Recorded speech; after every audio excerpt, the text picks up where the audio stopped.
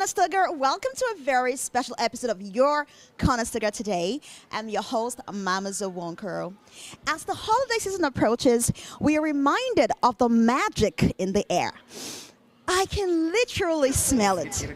The sparkling lights, the smell of fresh pine, and the wide-eyed wonder of children as they experience the joy of the season. There's something timeless about the holiday season that brings out the best in all of us. Whether it's excitement of decorating the Christmas tree, or the warmth of shared meals, or even the quiet moments sitting by the fire, these memories create a magic.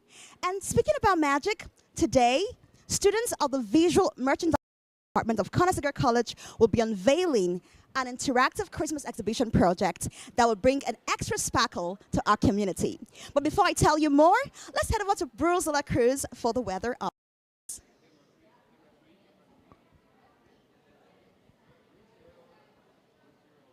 And welcome back to Conestoga. This is Bruce de la Cruz here for the holiday special of your Conestoga today. We're in the heart of downtown Kitchener for the Chris Kindle Market, where over 90 vendors are here until December 8th this Sunday. So we talked to a few, so let's go say hi to them again. Our first stop is KW Empanadas. Hi, Carolina. How are you? I'm really good. Can you tell us what you're selling here? So today we're selling empanadas. We have 4 types today. We have caprese, which is our vegetarian option, mozzarella cheese, basil, and tomato. We have the traditional beef and chicken, and then we also have our famous pulled pork. That's just some of our flavors. We have so many others, lots to choose from us. My favorite is the buffalo chicken or the spicy jerk chicken. They're all made separately and in different shapes, so you can tell which one's which. And then we also have a cup of warm pea soup just to keep everybody nice and warm on this cold, cold day. Perfect. And what's your favorite flavor, by the way? From the ones that we brought today, I would say the pulled pork, but like I mentioned, I have a bunch of favorites. It's hard to choose. Excellent. And what's your favorite part about being a vendor at the Chris Kindle Market? Definitely just coming here. My family and I have always come here. It's nice to be on the other side of things. And it's just nice to bring the community together, especially during such a nice, lovely time. I love Christmas. It's my favorite season of the year. And yeah, it's nice to have the community come out and support small businesses. It's amazing. Excellent. Speaking of supporting small businesses, would we be able to purchase a empanada today? So right now I have caprese. Mhm. I think we'll try beef. All right. We're doing a live food interview, everybody. Great. My hands are very red, so I'm going to be really happy to hold something warm. Yeah. Excellent. All right. Exactly. All right, we're going to do a live taste test. You're so welcome. All right. Again, this KW empanadas. This is the beef halal empanada. Let's see how it tastes. Excellent. Oh, Really good. Thank you so much, Carolina. Thank you so much. We'll see you later. All right, guys. All right. And that was our first stop. Let's go inside. Thank you, Abhishek. And we're going to the main floor of the Chris Kindle Market now.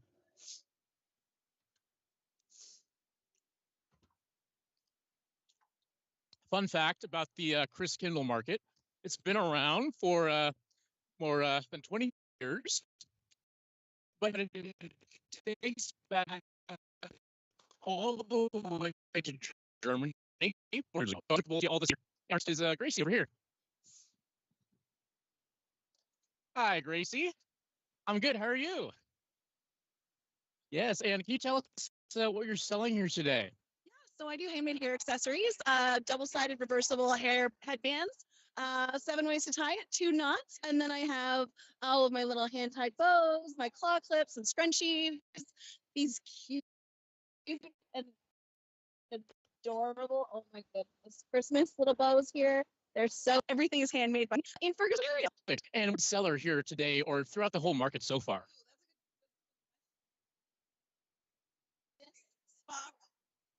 Which is a headband that you wear when you're putting on your makeup or washing your face. It has a little bit of an adjustable Velcro there. It's stretchy, it's super soft, it's cushy. They're $19 and they're adorable. You mind if I try one on just to see how it goes? All right. All right, we're going to try this on. Let's see how that goes. Don't I look cute? Perfect. Thank you so much. And what last question? What's your favorite part about being a vendor here at the Chris Kindle Market? I love supporting small local businesses, and a lot of these businesses are people who make their stuff in Kitchener, Waterloo, or the Center Wellington County area. Love that. Perfect. And where can we find you outside of this specific? Instagram, I am at Gracie Klutz, GracieKlutz, or gracieklutz.com. Excellent. Thank you so much, Gracie. You too. All right. And we're going back to Mama Zoo at the museum in Kitchener.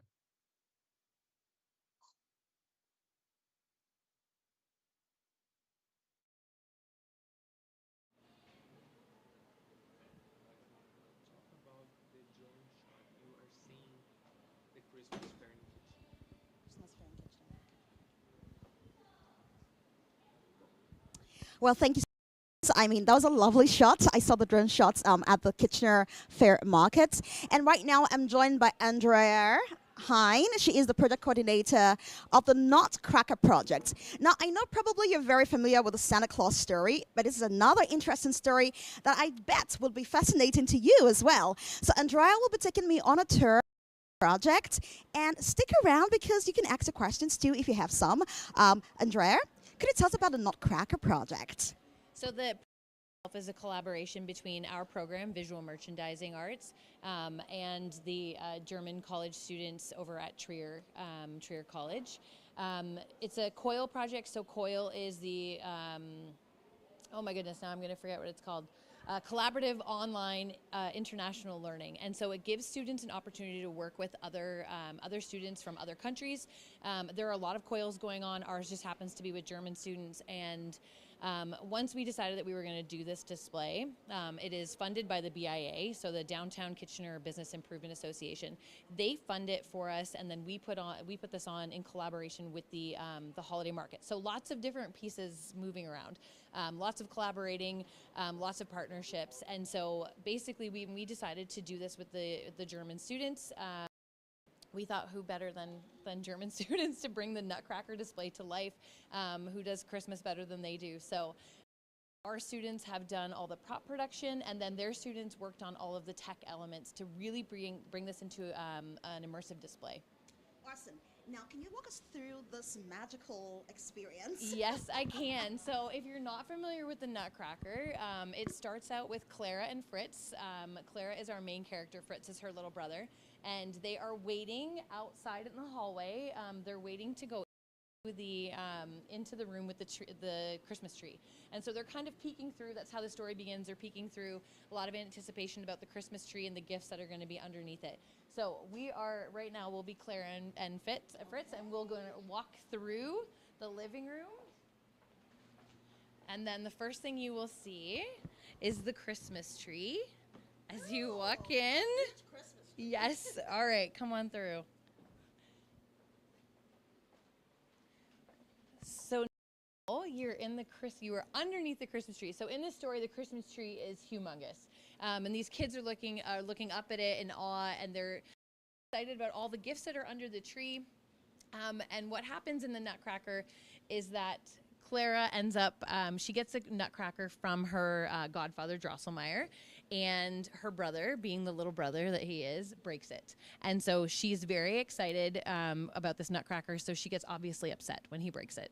And she takes it, she repairs it, and then she cares for it. And so she ends up falling asleep. We find out later on that she does, and she goes into this dream, and the Nutcracker comes to life. And so we've given people an opportunity to get into one of the gift boxes with the Nutcracker and take a picture of him before you're transported through the gift into the next scene. Okay, can I just take your... Yes, go ahead.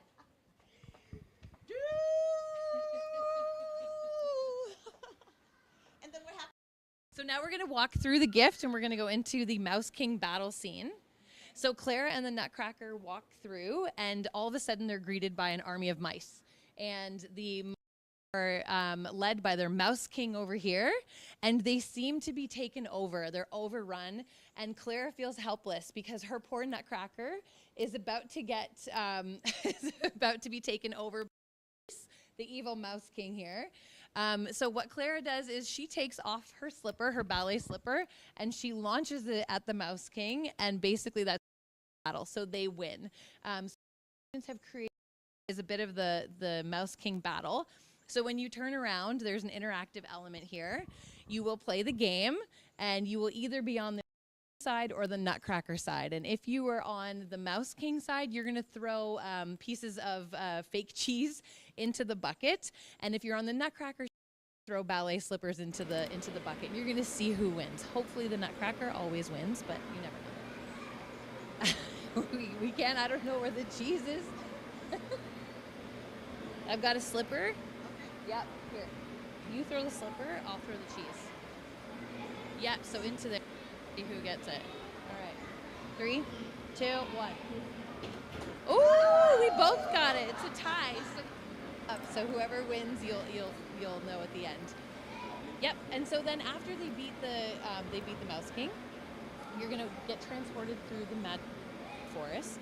So they're gonna walk through the forest, which is active. I'll let you walk through, and you can step on that first there.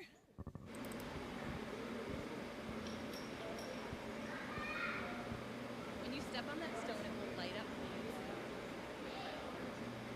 And then the next one will light up the bed, which reminds Clara that she is moving. This is it.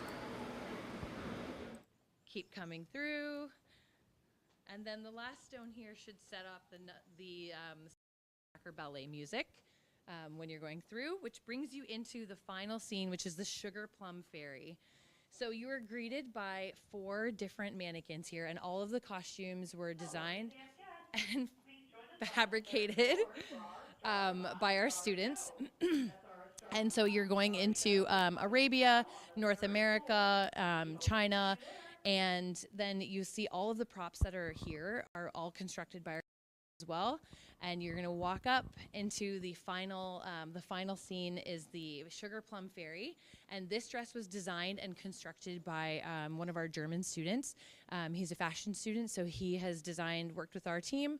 They did all of the 4 dresses. We had shipped this one from Germany.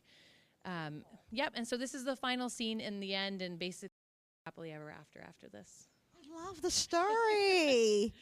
And this dress has some sugar canes on it. Yep, there's some candy canes, there's little chocolates on this one, there's coffee here, and then this one is the tea scene. I really believe this story would resonate with a lot of children because, I mean, they're more familiar with Santa Claus when it comes to Christmas stories, but this has a unique element, and then with all the sugary and candy at this shirt, and it's also beautiful. As a collaboration between Conestoga College and Trier University in Germany. So that collaboration happened because we were trying to find someone to bring this to life. Originally, we had Notting Trent in the UK come to our classroom and say, hey, we have this collaboration. This is there's a coil project, and I thought that would be really. They do Christmas really great in Europe, obviously, but differently. So they use different fabrication techniques. They use different materials. And so originally we started out and we said we're going to work with someone from the UK, and it didn't work out. There was that were similar, but not like too similar or not similar enough. And so then, through this process, Miriam, who runs the coil project, she found the students in Trier, and she said they're interested because they have some tech elements. So UX design, computer science, and digital fashion design. And we thought, you know what, that might be a good collaboration because can fill in the holes of things that we can't do. So our students are super in the design of the event, the prop making and everything, but we don't have technical skills. So we know that we want in, but we don't know how to make her spin. We know that we want these stones to light up, but we don't know how to connect these to them do that. And so it was a really great collaboration that way. So each week we met with group would meet with their German student from Trier, and they would collaborate and discuss how this was going to floor plans. We had concept sketches, everything to kind of bring it to life so connect remotely. And then this doesn't always happen in coils, but we asked them to come here and install this with us because we said, you're doing all this work, it would be really lovely to have them come here. So they are here now. They came and did the install yesterday, and so we've been working with them hand in hand basically away, and then we got to meet them in the end in person, which was lovely. Yeah. And it seems that you have a little moving parts with this project. Yes. Did you ever encounter challenges? Every day. Every day. I'm going to say one of the biggest things that no one considered until we got maybe like halfway through the semester was, okay, but we have European connectors and you have North American connectors. So something so simple as just the plug. How do we get around that? We need to connect, we need the adapters and things like that. And then it was logistical things like, how do we ship this dress? Do we pack in case when we do we ship it through UPS? Will it get there? What if it gets lost? All this work. And so there was all of those things that you don't really think of. You focus so much on and how are we going to make this? How are we going to bring it to life? What materials are we going to? And so it's kind of the unknowns that give our students that really great experience, because you're like, you don't know what's happening. So it's hard to plan for those things. But those are the challenges this in the end when you can see it all come to life. And to think about the experience children have when they walk through that door in here, what do you for kids. So not a lot of kids are familiar with the Nutcracker story. They may know the Sugar Plum Fairy, the ballerinas, and the actual Nutcracker. This gives them an opportunity to through the display and actually see it come to life and interact with it. And so they into that the Nutcracker. She does save the Nutcracker, so she has a big part of it. And there is a battle of good and evil, and then there's the Sugar Plum Fairy at the end. You're getting to experience all of this in life instead of just being told the story. Really remarkable. I feel like it's going to stay with them more because yes. We know what they say. Sometimes you dream of It's not exactly how it, but I think we have a very good result. Like it was, I can more than what I thought it would be. Like it looks much better. Yes. collaborating with other German students. It was kind of hard, because of the difference of hours and all that stuff. But aside of that, it was so cool because now I have like a very interactive thing that we can do here, and that's exactly what I wanted to get at the end of the day. Like, hold it up, or you're good? Okay. And will someone come bring me in there, Yes. or? Okay. And it's just gonna be face on, right? Because I put it in my back pocket, this thing, and it looks silly. Yeah, Okay. it's great to I just didn't- have learned from these No. 2 years. We can put together all of the skills that we've learned, no matter soft skills, hard skills, communicating with people working in that. We put everything together, and then we have a really great story to tell, telling it visualized to people. I'm so excited for people to come and see what we did for the past 3 months. Yeah. It's that surreal moment. Yeah. But tell us about the skills you learned and what are you taking with you into the real world? I mean, I know that this was a lot of work you put into this. What skills you learned in this project? Okay. The important one I think is communication, because Okay. people with different cultures and backstones, everything. It looks if we wanted far to make beyond it my work, comprehension. So we need to communicate. Looks so chaotic how, to me, just oh, the so setup. how are Okay. you doing this? How are we doing this? And all Not of to the say it looks logistic chaotic, stuff. but just for me, unfamiliar aside with of all that, of this, I wouldn't something even that we know. learn really Wouldn't well, even I know think, what is to do. making the. So when we make it's gonna work. We know how to make it work, but how do we stand these up? These are not just mannequins. We need to build them from scratch. So it's so cool to skills that we learn together to make it happen. That's great. Thank you for speaking with me. And I have another student here as well. Hello. How are you feeling today about this? Oh, really great. A lot tired and just now at the level. We were very low yesterday, tired. Now we are a lot excited. Everything is getting very pretty, and yeah, it starts tomorrow. So we are very happy about it. And finally, it turned out really better than what we were thinking about. We were worried about a lot of things, but now it's really after the efforts yesterday. We were for the whole day, and it worked out.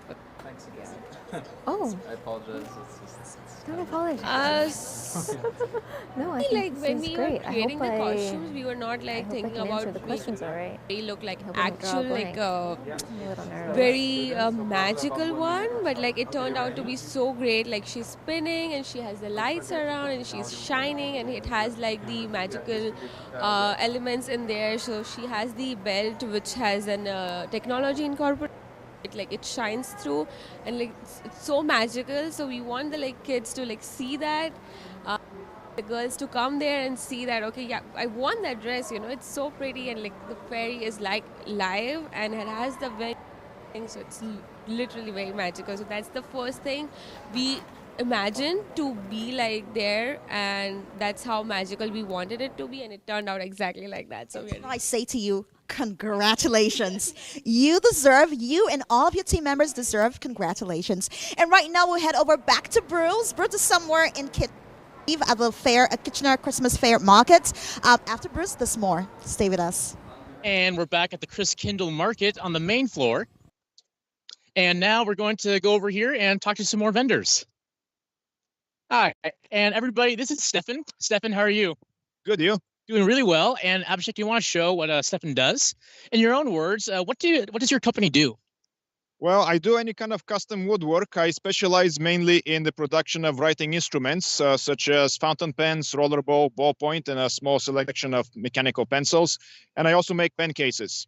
Now, in my past, I've also done some custom furniture and any other custom item that a customer asks for. What do you like about being a vendor at the Chris Kindle Market?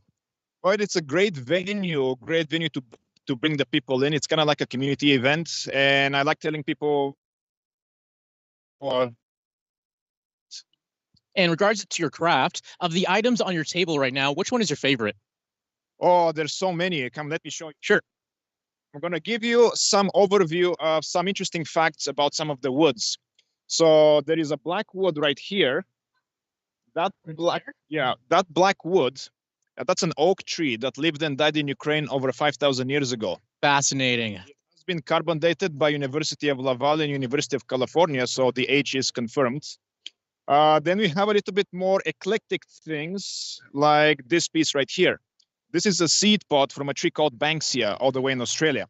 So when the seeds pop out, they leave those empty spaces, and then I fill the empty spaces with resin and color to come up with some of the designs that you see right here. Fantastic. It looks beautiful, by the way. Thank you. Thank you. Yeah, so I can't pinpoint what my favorite is because everything is unique. And what I work with at the moment is my favorite. I see. This one actually caught my eye. This one right here. Would you mind telling us about this piece? Yes. So this is a pen case made to fit any of my pens right here, although preferably the bigger ones. It has been enhanced with a burn pattern called Lichtenberg burn pattern, or also fractal burning. It's basically done with 12,000 volts of electricity running through the wood. I have a little video on my Instagram page where you can actually see how it's being done. I basically simply hold the two probes, and then the electricity tries to find the shortest distance between them, and then it branches out randomly. I can suggest where I want it to go, but it just randomly goes there. I have no control of how it gets there. Very cool, Stefan. Where can people find you online? Online at kokabora.com. I'm also at the St. Jacob's Farmers Market, the second floor of the big building they built a couple of years ago. And of course, markets like the Chris Kindle. Awesome. Thank you so much. Thank you. Happy holidays. Same to you. All right. So that was Stefan. Let's go find another vendor. Hi, Robert. How are you? Doing really well. So basically, can you tell us what your table is all about? Okay. These are gnomes, Scandinavian-based design gnomes that my wife started making about 8-9 years ago. She uses recycled sweaters to create the hats.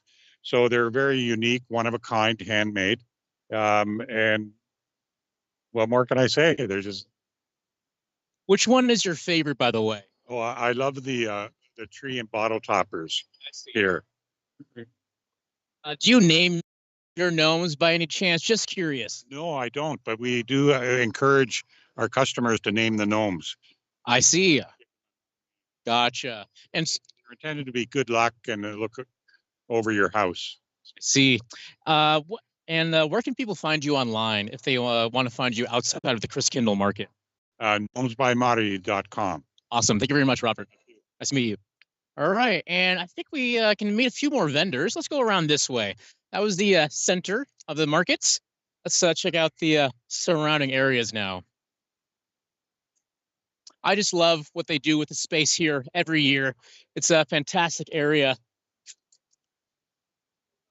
And we're going to go around this way. And we're going to talk to this vendor. Aaron, how are you? Doing really well. And so do you mind telling us what this board here is? Sure. This is our newest our company is Arison Woods. This is our newest kind of venture. We just soft launched it, was it back in August at the CNE? And this is ResiTap. So this is, I don't know what I've done with yours, but I actually, you know what? I'm going to program one really quickly for you right here. Sounds good. And while you're programming, do you mind just telling us what you're programming, what you're explaining? So this is like having your business card on your keys. I always forget business cards at home, and now but I never forget my keys. This way, when somebody asks you for your details, it can be a website. It can actually even be a social media link. So it's great for influencers that want to try and start building their brand. And yeah, that's basically, it taps to your phone. So it automatically connects with any type of phone, be it an Apple, be it an Android or anything like that. And it's very simple to use. So while you program that, how about we take a look at your other products? We'll come back. All right.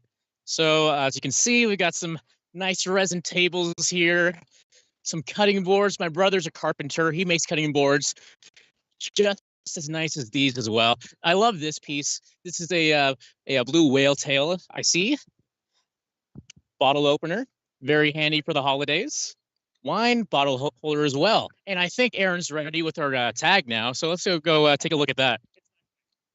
Not quick. All right. So basically now on Samsung or Android, it's usually right in around here. And on Apple, it's right up around there. So just a quick tap and straight to your website.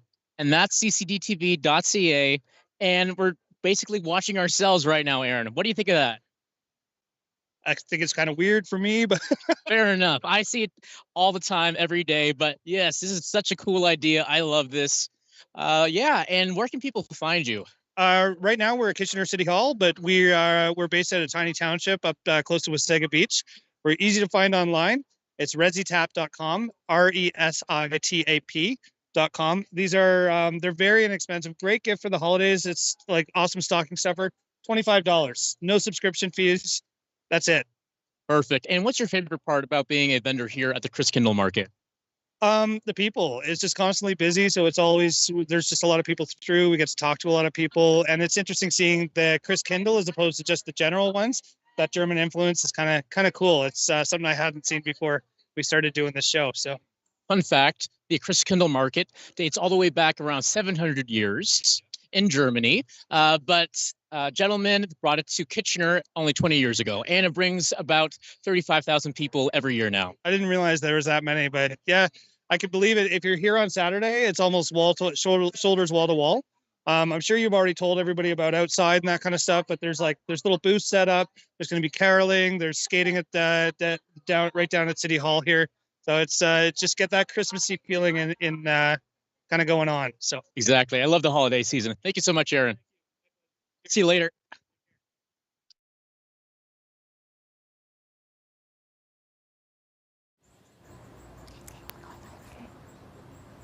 Thank you, Bruce. And I'm joined with Stephanie Scott, an art and design professional and the CEO of Scott Design. Good to have you here. Thank you. Awesome. Pleasure to be here. Of course. And now, before we go into our conversation on freelancing and its potential, let us talk about where we are at right now. We just unveiled the Nutcracker project. From an art and design perspective, what do you think about this beautiful wonder? I think they did an incredible job. I'm just kind of blown away by the detail, the structures in here, like all of the candy pieces, the costumes. For me, I love this kind of stuff. Before I got into what I'm doing right now, I was very much interested in costume design and like even production design, things like that. So this is really speaking to me, and I love the mice. I Love love the giant mice. mice behind me. I like rodents, so I'm enjoying all of this. Oh, that's good. That's good. Okay, now we will be talking about freelancing, and I think that is a very timely topic because as technology evolves, we have more opportunities to do more things. So one person can be a couple of things in one. And in this day of gig economy, how would you define freelancing to a novice?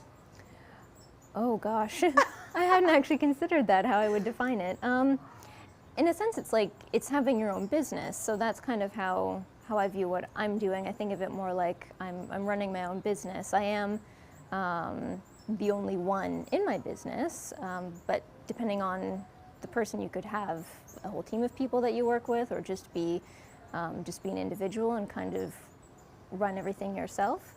But yeah, that's essentially it.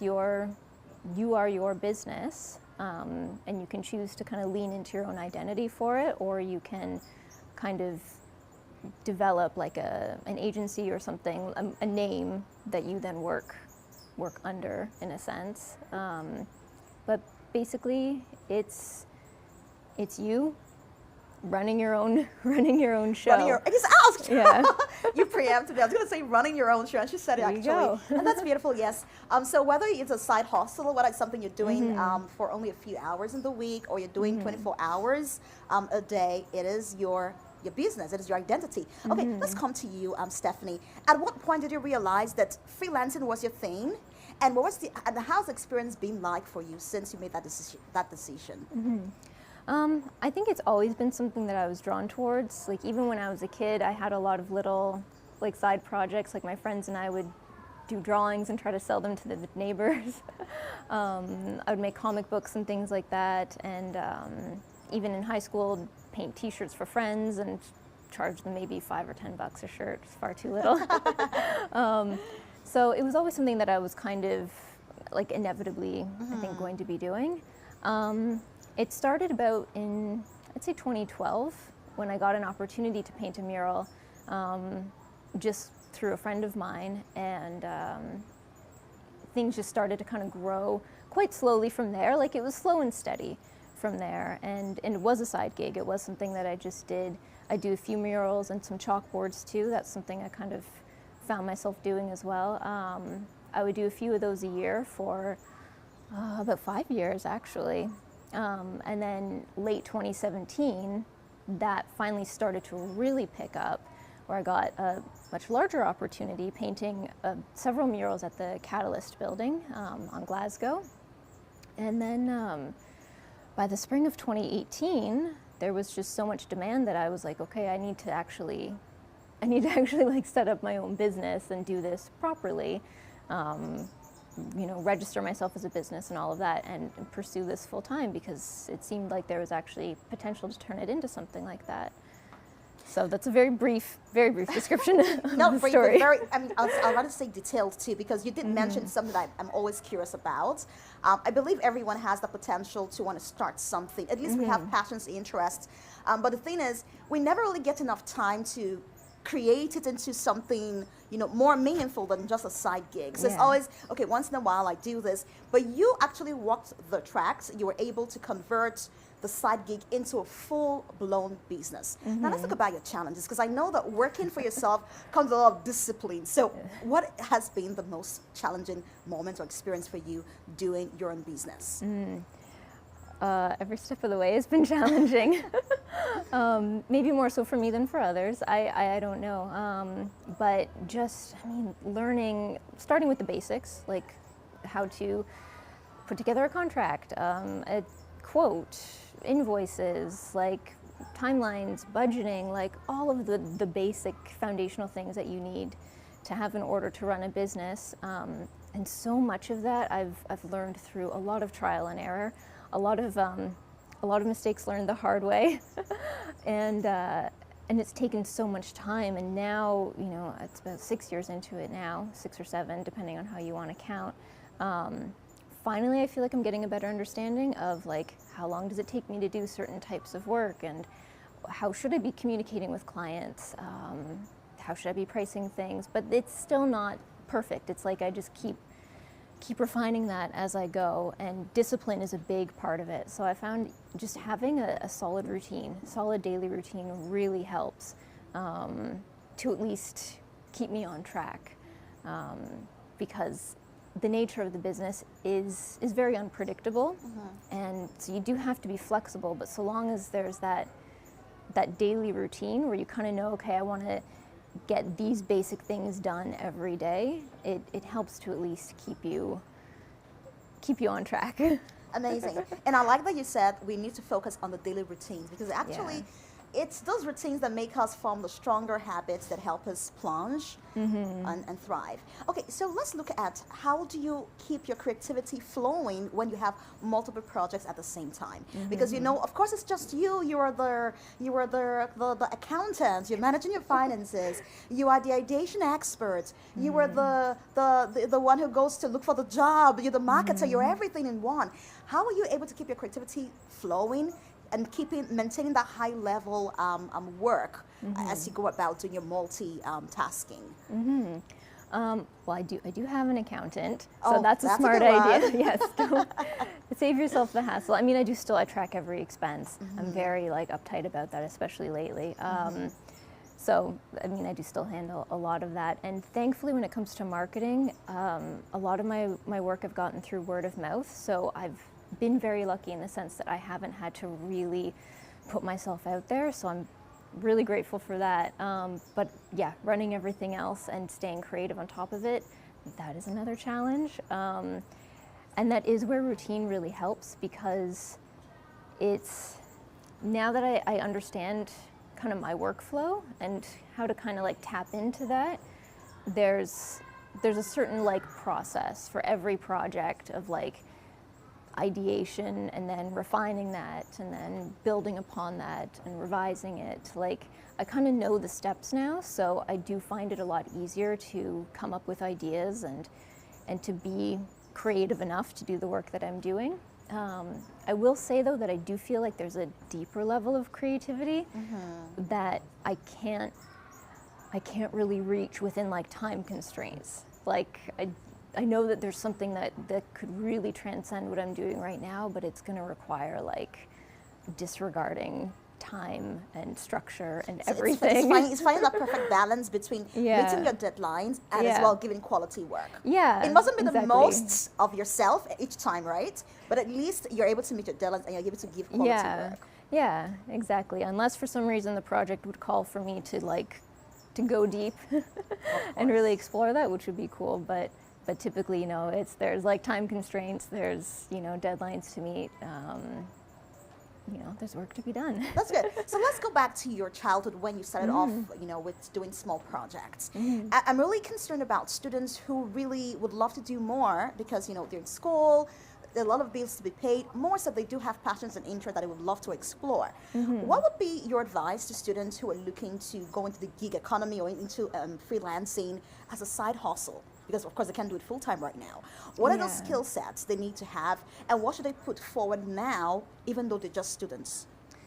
I would say one would be good communication, especially if you're a student and you're trying to balance something like this with schoolwork.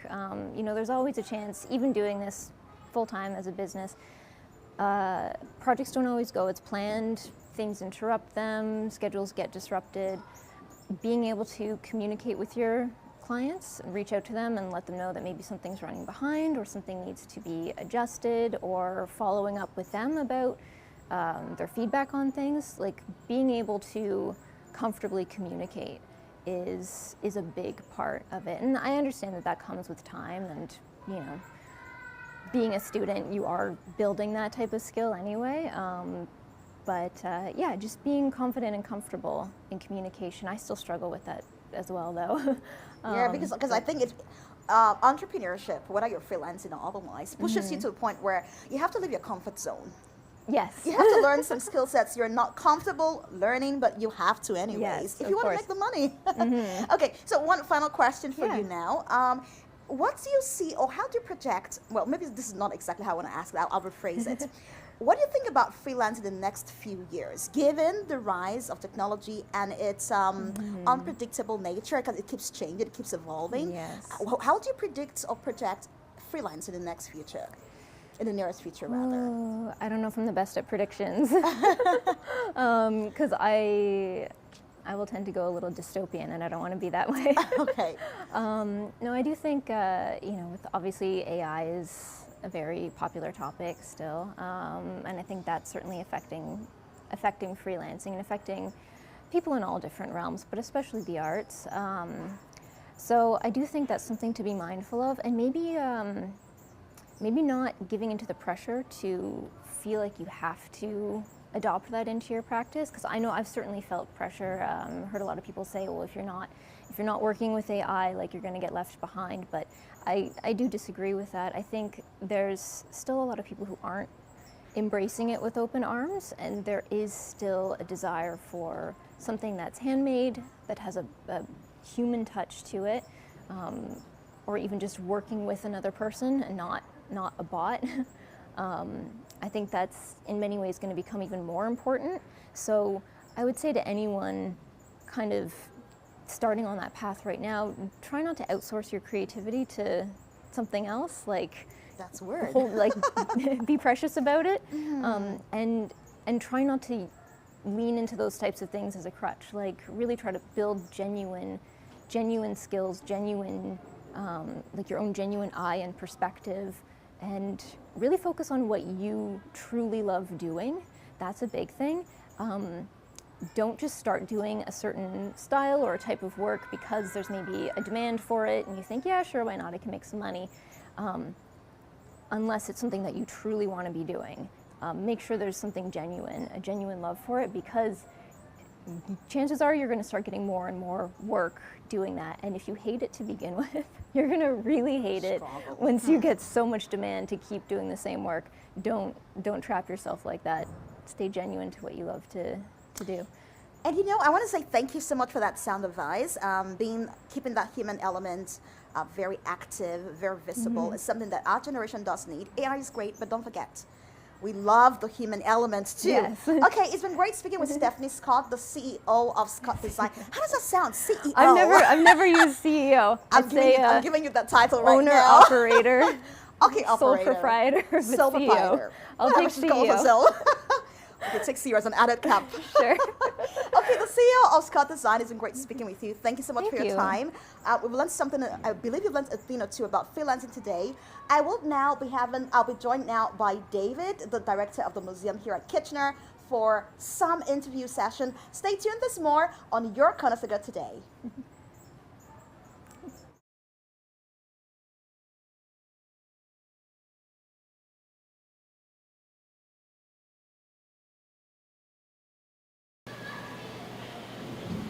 Well, it's the holiday season, and one of the most interesting places to spend holiday with your family is at the museum.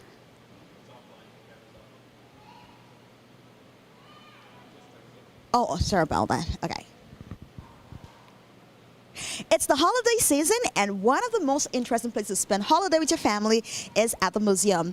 We're right here at the museum along King Street in Kitchener, and I'm here with the director of the museum, Mr. David Muskel. Mr. David Muskel. Good to have you this morning. How are you? Yeah, I'm doing very, very well. Thank you guys for coming. I love what I see. It's beautiful here. It's bright. There are colors. Tell us about the museum and how far it has come so far. This is 2024. I know you reopened in 2013 or 2003. The museum actually opened in 2003, so we just celebrated 20 years a couple of years ago. It opened as a children's museum, but it's morphed over time. You can hear in the background children playing, so they're very much part of our core audience. But we have activity for all stages of life. We have things for children. We have licensed events in the evening for young adults. We partner with all sorts of different groups. We had, for example, the Titanic, the exhibition. Right now we have an exhibition on giraffes, which is really great. We have iPool, which is a digital immersive gallery, which is the only one in southwestern Ontario. And we're really pleased to be partnering with Conestoga College students to bring the exhibit, The Nutcracker.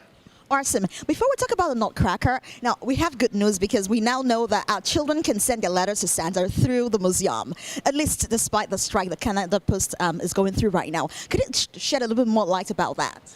Yeah, I mean, what Canada Post has done over the last 40 years is a wonderful tradition for children to actually write and send their dreams and their hopes and their wishes to Santa Claus at the North Pole. And with the strike action that's being currently on, we didn't want that tradition to end. So we're collecting all of the letters to Santa Claus, and if children bring those letters here, they'll get a free admission to the museum. And we'll make sure that they get to Santa Claus. And if the strike ends soon enough, and we might be able to get Santa to respond to each child in the language they wrote. But that'll depend on whether the strike continues or not. Now, that sounds like an exciting adventure. I wish I was a child. Now, let's talk about the Nutcracker collaboration with the museum, of course. Conestoga is here today to do an unveiling of a project called the Nutcracker, and the museum is in collaboration or partnership with us. Could you shed more light about that project and how it also potentially adds value to our community here in the Kitchener-Waterloo region? Yeah, I mean, one of the things the museum prides itself is it's such a glorious facility, and we want to be a stage for the community, for diverse voices, for students from Conestoga in this case, but for ethnic celebration, for community celebration. And so for us to be able to host this through mid-January is a wonderful addition to what we offer. And it will just show people in the community the wonderful work that the students at Conestoga College are able to create. So we're really, really pleased to be partnering and to be able to host this as it opens its doors today. That's amazing. Now, can we do a bit of a tour? Is that possible? So let's see the eye pool. I'm really looking forward to that as well. And some of the very interesting exhibits you have here. All right.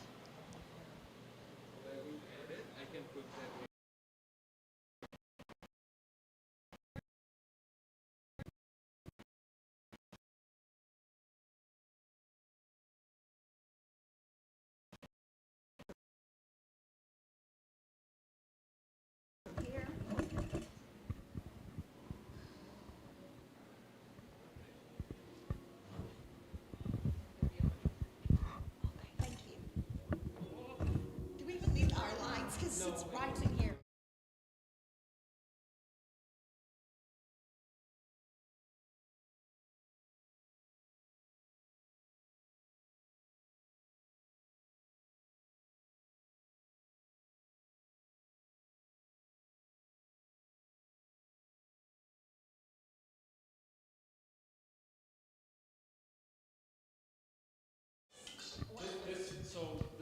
This gallery is called Eye Pool.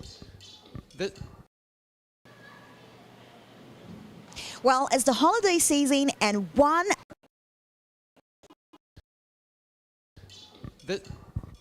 Sorry, can you hear me? Okay. So we're now in the gallery called iPool, which is a digital immersive space. We have a number of different experiences. This one plays with geometry in different shapes and sizes. It's quite interactive. In a moment, you'll see it change, and there's activity where it will follow your feet around, and you need to work together to turn the tiles over. But it's pretty trippy, and it's a lot of fun. I love it already. So can we try that out? Let's see how it works. Well, you can follow it around on your feet, and you can see that it's following you. And look what you're leaving behind.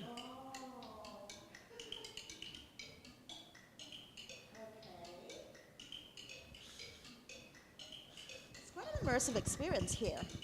So it's always changing here, and it's just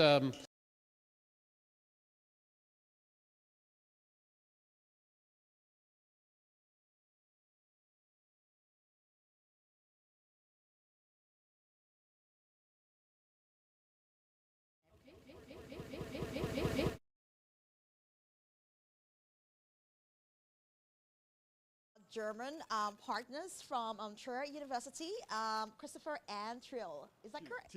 Tilo, yeah, Tilo. Okay, so this is such a fascinating project. Tell us more about your contribution to this project. So the contribution of the three of us and the three students, we basically tried to make the static installation of this Christmas exhibition a little bit more interactive and multimedia style. So that's what we contributed in short. Amazing. And I heard you just came into the country 3 days ago. Arrived on time with the blizzard, I think. So really got the cold feeling. So that was fun. Yeah. And how was the experience? Your first time in Canada? Yeah, it's my first time in Canada, and it's even better than I expected. It's really fun. Yeah.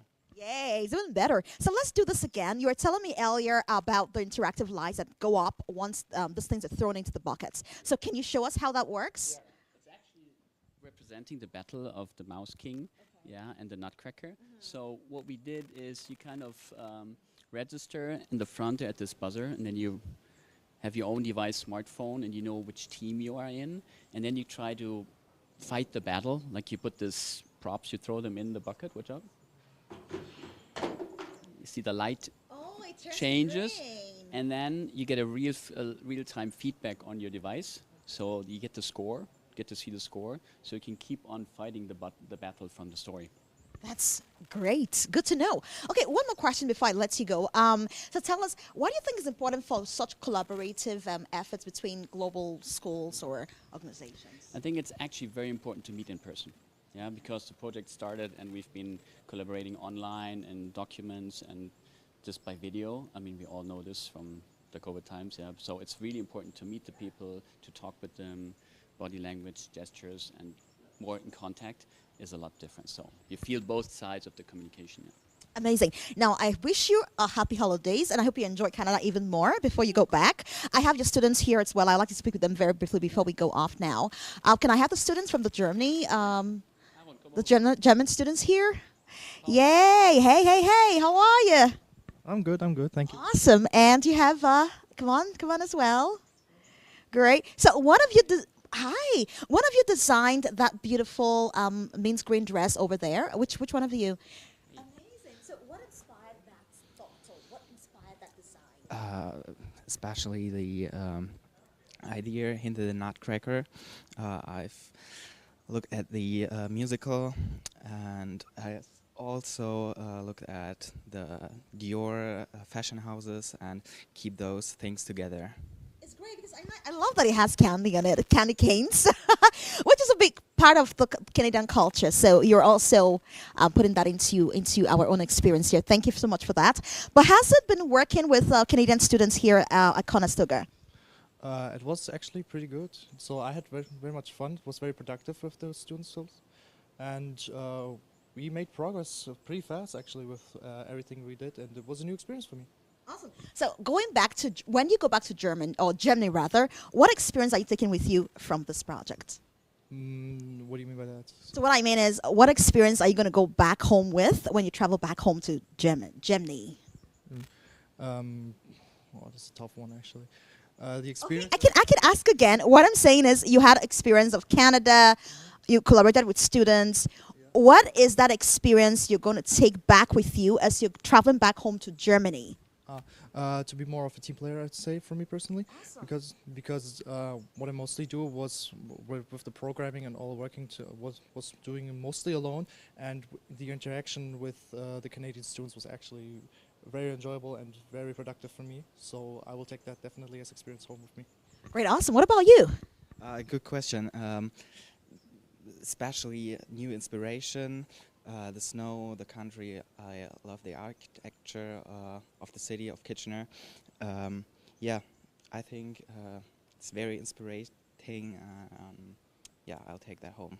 Did you get to experience any of our Canadian Christmas tradition anytime? I mean, in the last 3 days? Actually not. We're planning to have some free time now. So we arrived on Wednesday evening with the blizzard and been working all Thursday on this here. So for like now, it's the time. I can imagine, but I tell you what, just down the road here, we do have the Christmas, the Kitchener Christmas Fair. Go see it. You'll love it.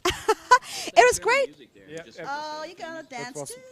One of the first impressions was German music and the Wirtshaus. That's the German, like a name for the pub. So that was really like a little bit like coming home when arriving. I'm glad you're having a good welcoming experience already. So it was great talking to you. I wish you all the best as you return back to Germany, and hopefully we will have more collaborations. All right then, enjoy. And now I'll be going back to Bruce with the final words for today. It's been an amazing show so far, but stick around for the final notes.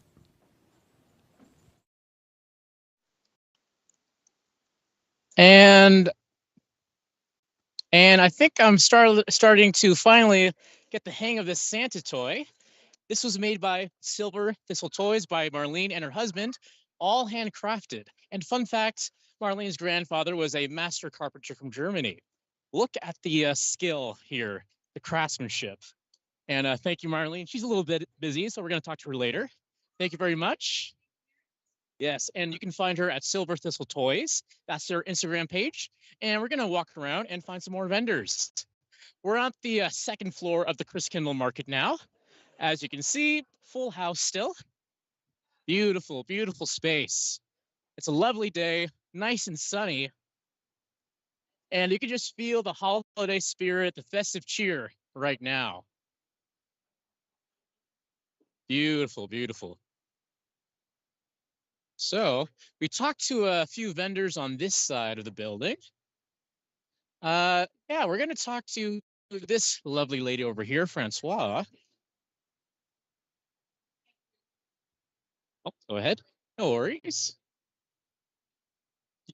Hi, Francois. How are you? I'm fine, and you? Doing really well. And so we talked to you a little bit earlier, but do you mind just explaining on camera what you do here at your vendor?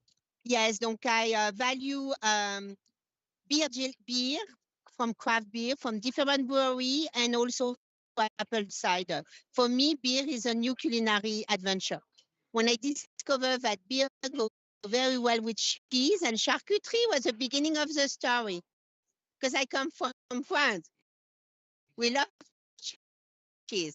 So that you know exactly what I'm working with. Our products are low in sugar, donc you taste really flavor.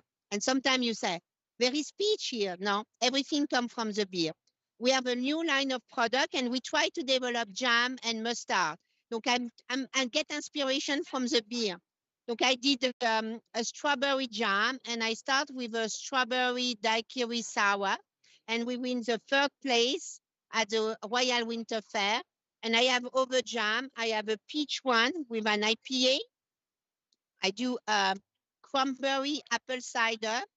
We don't eat cranberry in France, so thank you, Martha Stewart. She made me to love cranberry when I came here. I make a mince meat. There is 13 different ingredients, including porter. I do also a mustard. Donc everything come with some suggestions for cooking and pairing. And as I said, everything is low in sugar. Donc I want to bring back real flavor and show to people that jam, jelly, mustard could be nice and not just taste sugar. Right. And do you know anyone else around here locally that is making jams with beer? Yes, there is a company in Niagara region. She make wine jelly, a little bit of beer jelly or jelly with some cocktail, you know, flavor. I'm the only one who really advertise brewery I'm using. There is a few company around the world, but we are not a lot, yes. I see. And do you mind if we try one today? You want to try one? Yes, I'd love to. Your suggestion. Oh, do you like beer? I do. I love beer. Which style of beer do you like? I'm a porter man myself, a dark beer. Let's try the porter from Clifford. He's one of the best brewmaster in Ontario. It's a very nice one. Sounds good. Let's do it. We are about to try some beer jam, everybody, with porter. I'm very excited. If you know me, I love my porters, and no words can describe the excitement. All right, we're gonna smell and taste this.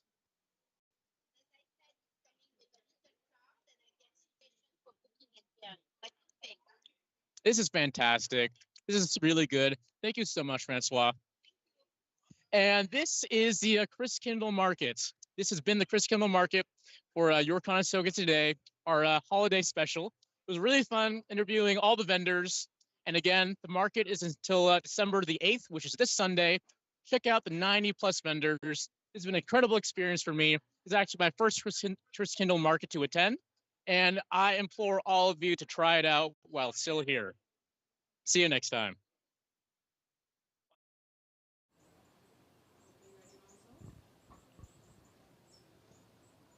I have had the incredible experience witnessing firsthand the unveiling of the Nutcracker project. Now, you should be here with your family and friends to experience for yourselves. Until next time, I'm Mama Zawonker. That's a beat for today. Happy holidays.